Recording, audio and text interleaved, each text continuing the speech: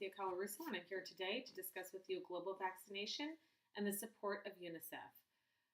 I have been a nurse for over 20 years and have been witness to many people who have died from preventable diseases.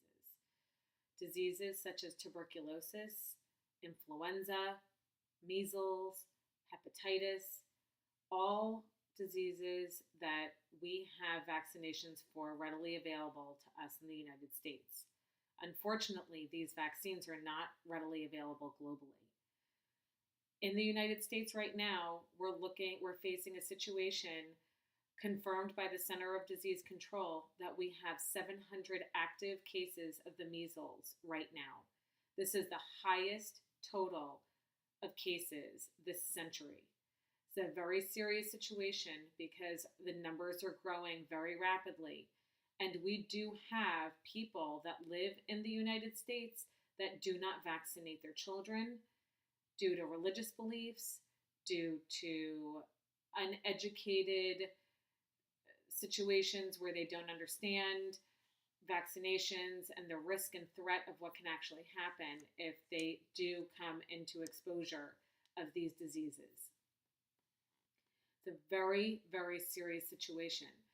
The measles has come over from either the Ukraine or the Philippines or Israel, where there's a huge measles outbreak right now, and the situation is now something of severe concern for people in the United States.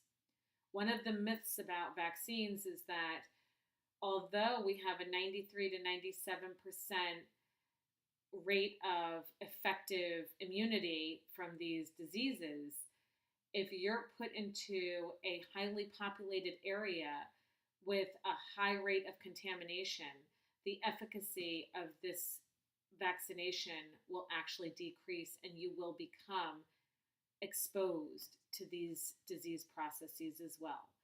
So the huge problem with global vaccination is that it is an enormous challenge, and UNICEF has made it one of its largest initiatives to try, along with the World Health Organization, with the Pan American Health Organization, with private philanthropists, such as the Bill and Melinda Gates Fund. These are all come together to create the National Vaccine Plan. And under a new initiative called the Gavi, which is a vaccine global alliance for vaccines and immunizations, they are very much trying to create an understanding of how significant global vaccination is to world health. Not only do they need monetary funding for these situations to buy the vaccinations to get to these people, but they have to reach them. So the problem is so much larger than just purchasing something and sending it out. You're looking at a laundry list of challenges that UNICEF faces in trying to disperse these immunizations to different countries and areas of rural living.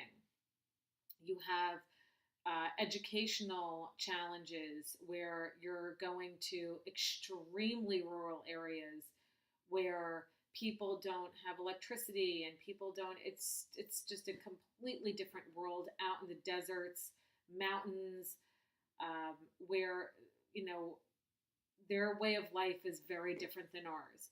So education is an utmost importance to explain to them why these vaccinations are so important. Resources, ways to get across these dangerous terrains, safety. A lot of these places are are countries that have very low funding. They are war-inflicted areas.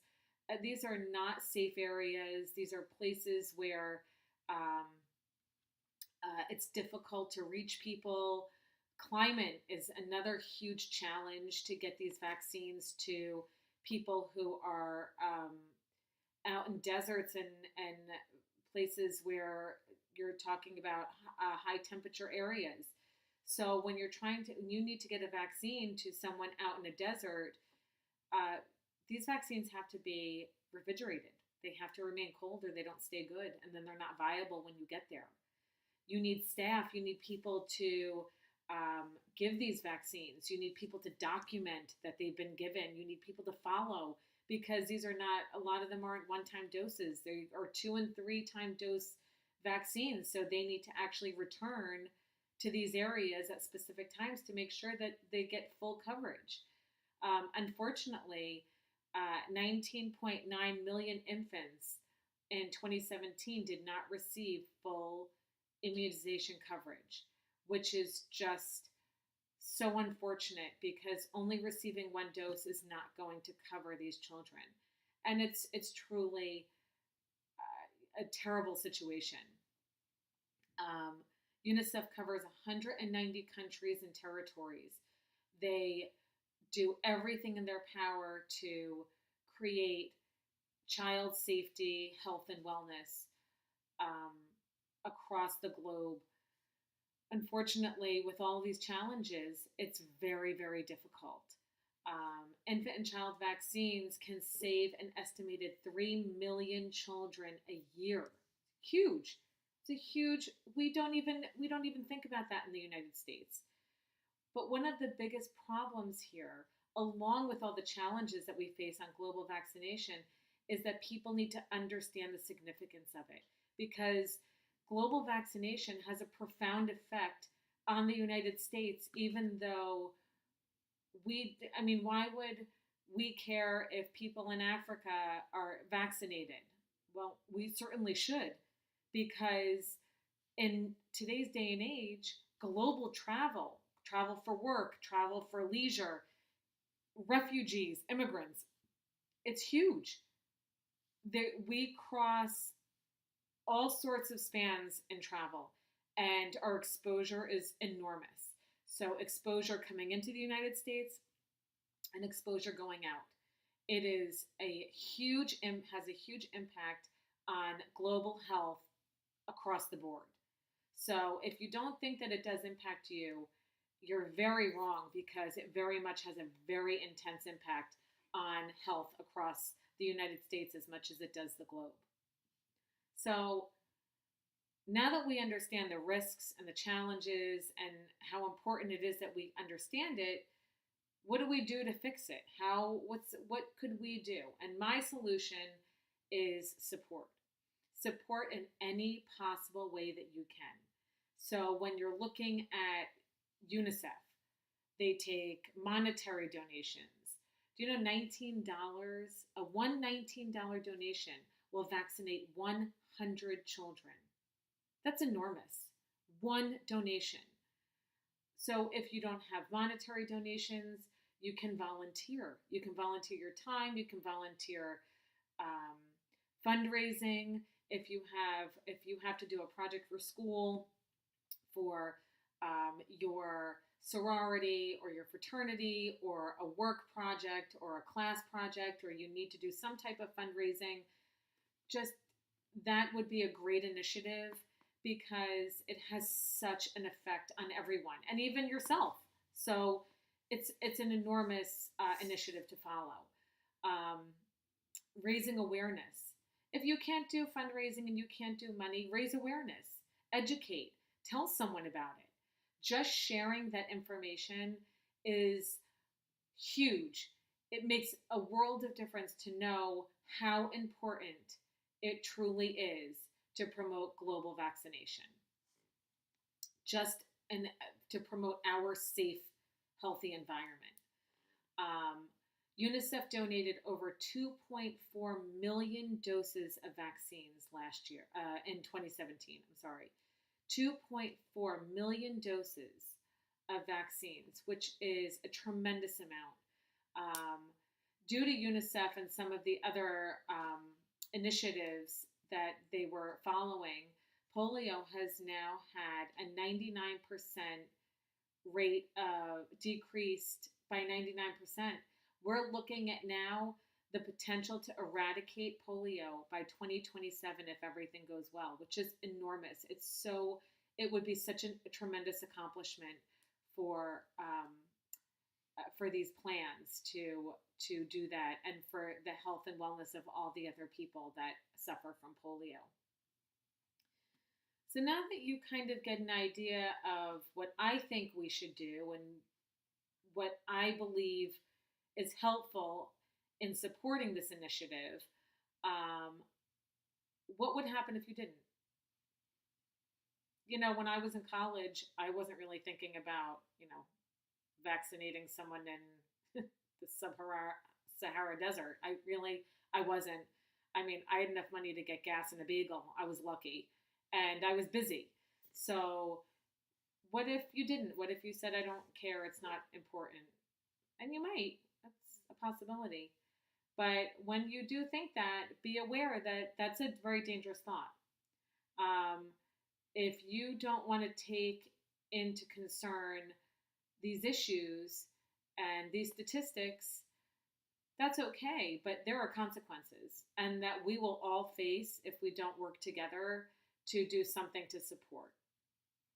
Um, Health officers have warned us that the longer the outbreaks continue and the measles, the greater chance that the measles will come back um, and be a serious problem for the United States. That's how serious right now they're taking this exposure. It is enormous.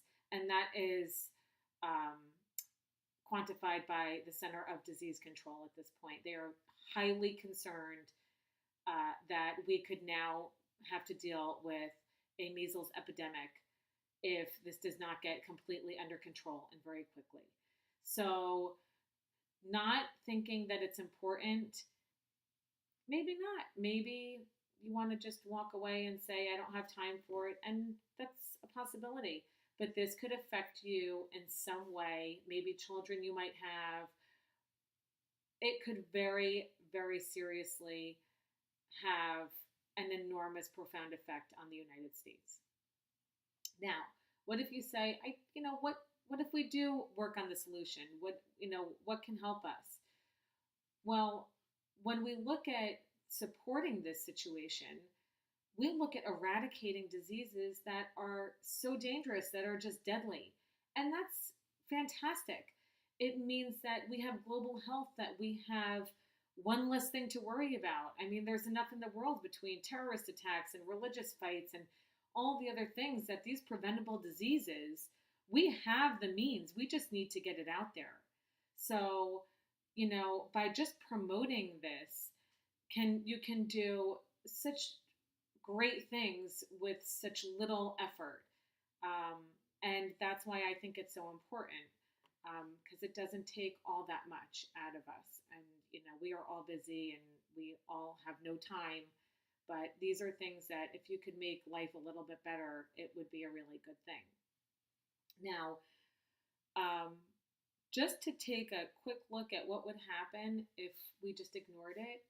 Right now, in the Global Center for Statistics, we're looking at 20 million children have not been vaccinated for diphtheria, the whooping cough, and tetanus. We have 45 million children that haven't been covered for the measles. We have 76 million children that have not gotten the pneumococcal vaccine. And that covers pneumonia, it covers bacterial meningitis. These are very, very serious things. These are huge numbers. And if you can take that small amount of time, like I said, to do a little bit, it's huge. So now that you have a good understanding of what the risks are and whether you want to put a little effort in or not, I just hope that you can understand this initiative needs some support. So I'd like to share with you that my hope at the end of this is to encourage you to think about the facts that I've given to you and the importance of global vaccination and how it can affect you at some point in your life, and to consider possibly donating money, time, or just spreading awareness would be a tremendous help. And that's it. I hope that you take it into consideration. Thank you.